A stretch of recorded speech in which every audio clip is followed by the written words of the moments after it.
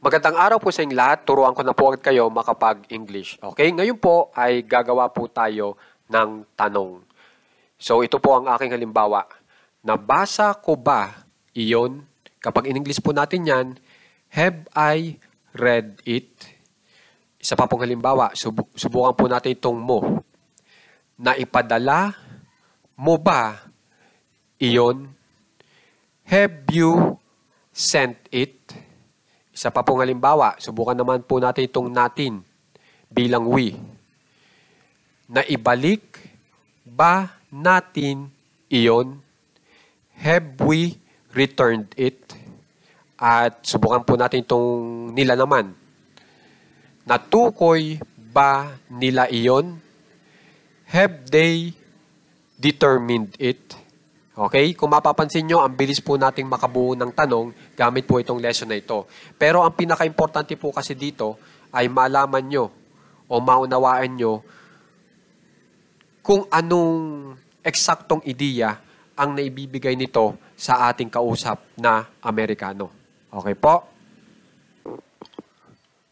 Bali po, ang eksaktong naibibigay nyong ideya doon sa inyong kausap na Amerikano ay tinatanong nyo po kung yung aksyon ay nagawa ba sa panahon na iyon. Dahil yung pagkakagawa po noong aksyon na iyon ay may kinalaman sa sitwasyon ngayon. Okay? So magbigay po ako ng halimbawa. Nalinis mo ba iyon? Nalinis mo ba iyon? Pag in-English po natin yan, have you cleaned it? So, tinatanong ko po kung nalinis nyo yung tinuturo kong lugar. Kunyari po ay silid. Okay? Kung nalinis mo. Kasi, ngayon ay may papadating tayong bisita. At siyempre, kailangan kong malaman kung malinis yung silid kasi doon sila matutulog. So, yun po ang ibig kong sabihin. Yun po yung naibibigay na ideya nitong ating lesson ngayon. Itong ginagawa po nating tanong na ang tanong po natin ay yung nakaraan po ay may kinalaman sa kasalukuyan. O may kinalaman sa ngayon. Okay? So, kung mapapansin nyo, gamit na gamit po yan. Di ba po ba? So, pinakamainam po ay ma-practice nyo po ang pagbuo po ng ganitong klaseng tanong kung saan ay gumagamit tayo ng have o has. Nakakabuo po tayo ng ganitong klaseng ideya gawa po nitong have o has na yung ating action ay naka-past participle ang spelling. So, ang ibig ko sabihin sa action ay ito pong naipadala, nabasa, naibalik, hanggang dito sa nakita. Pag yan ay in English nyo, dapat naka-past participle. Tingnan nyo na lang po sa dictionary. So, katulad po nitong send, ipadala. Pag yan ay tiningnan nyo yung past participle niyan sa English, itong send, ang ibibigay nyo sa inyo ng dictionary ay sent. S-E-N-T.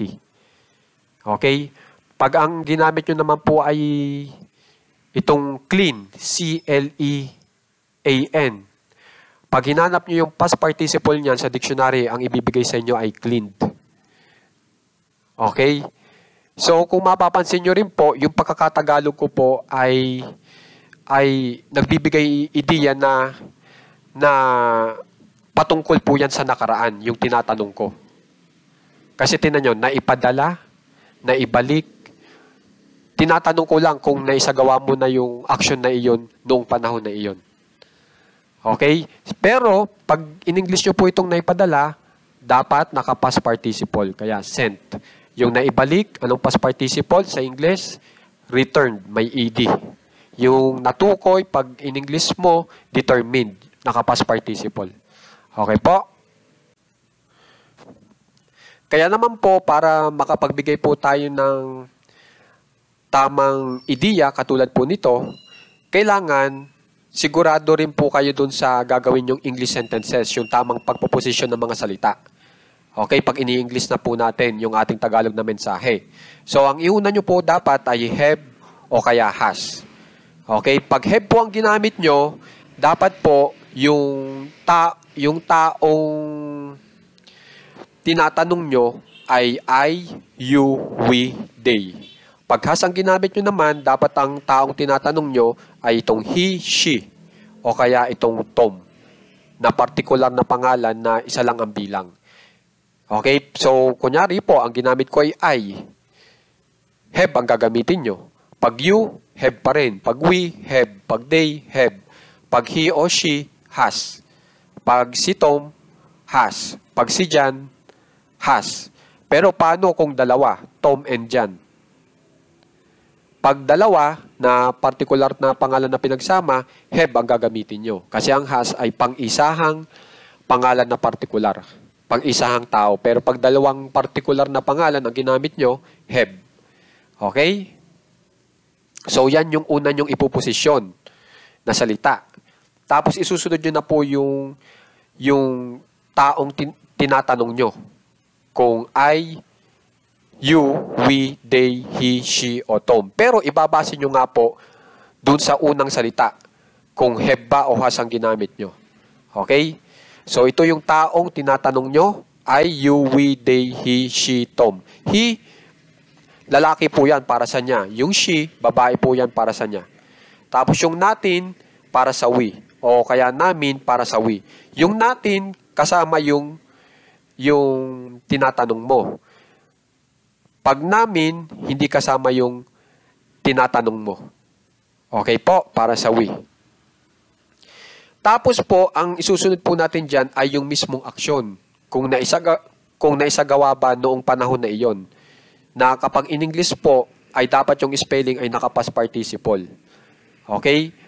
So, itong nabasa, naipadala, hanggang dito sa nakita, yan yung action na tinatanong natin kung naisagawa nitong alinman dito sa I, you, we, they, he, she, o kaya ni Tom.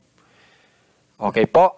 Tapos, para makumpleto yung ideya natin, kung ano ba yung naipadala o yung naibalik, syempre, gagamitan po natin nitong salitang iyon o it sa English. Kasi para makumpleto lang po yung ideya. Ano yung naipadala? E di iyon, yung itinuturo mong bagay.